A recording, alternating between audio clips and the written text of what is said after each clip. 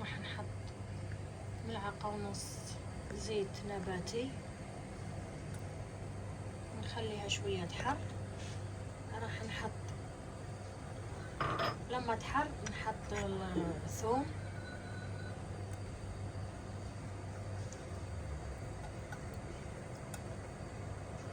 نحط بصل،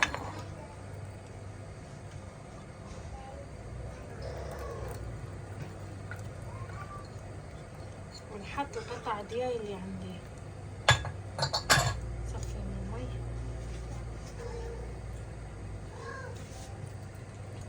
القطع ديالي عندي شوية من الزيت، وبعدين نخليه يتجمر. راح نحط البهارات، الفلفل الأسود والملح. عندي شوية فلفل أسود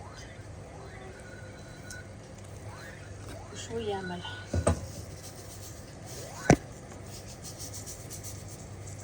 هذا الملح حسب يعني الرغبة، وراح يتجمر. نبغى نرجع معكم.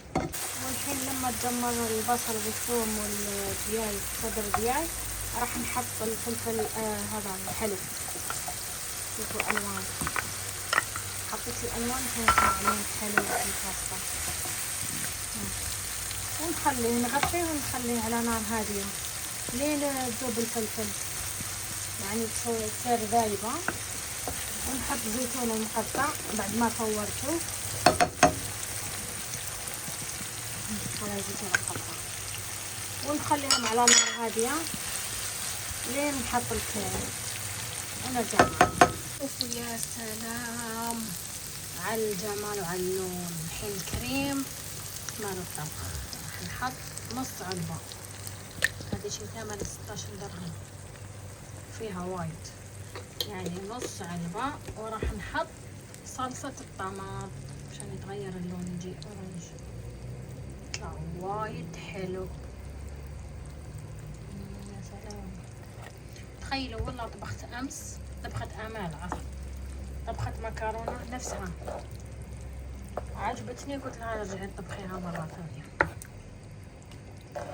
يا سلام يا سلام، شو اللون بدأ يتغير. حطيت المكرونة، حطيت الطماط، هاي الصلصة الطماط، ملعقة واحدة تكفي تطلع اورنج، يعني المكرونة يطلع لونها غير. ونحط الجبنة مال الموزاريلا، وهني المكرونة تغلي. سلام ويا سلام على اللون. تسلم ايدك يا أمولة. شوفوا المكرونة. منو يقول امل ما تطبخ؟ منو؟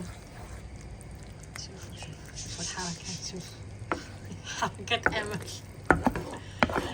خلاص الحين نصفي المكرونة ونحطها داخل. وشوفوا بعد ما جهزت المكرونة نحطها في الصوص ونحط عليها الجبن. شوفوا يا سلام على اللون.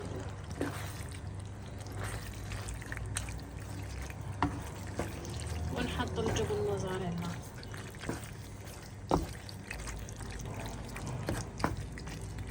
شوفوا هذا الجبن اجمد، لما ذاب رجع اجمد.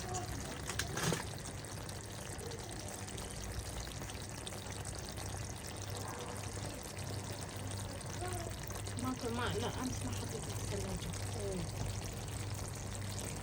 ما في مشكلة.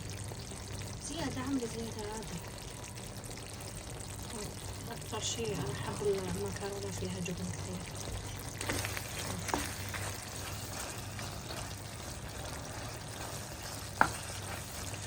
يا سلام على المكرونة.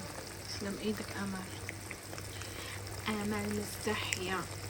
وشوفوا عندي الفلفل هذا سبايسي. بعدين كل واحد يحط لما نحط لعيالي نحط الصح، نرجع نحط مرة ثانية لأنه عيالي وايد حار.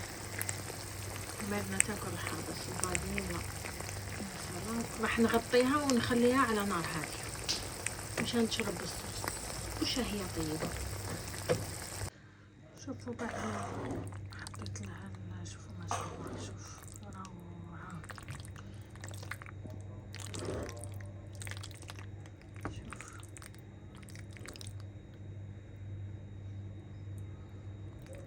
هذه بعد ما تحطي الجبن وتغطيها تنقصي للفرن، تنقصينه وتخلي الجبن يذوب على راحته، والصوص يعني المكرونه تشرب الصوص. شوفوا يا سلام،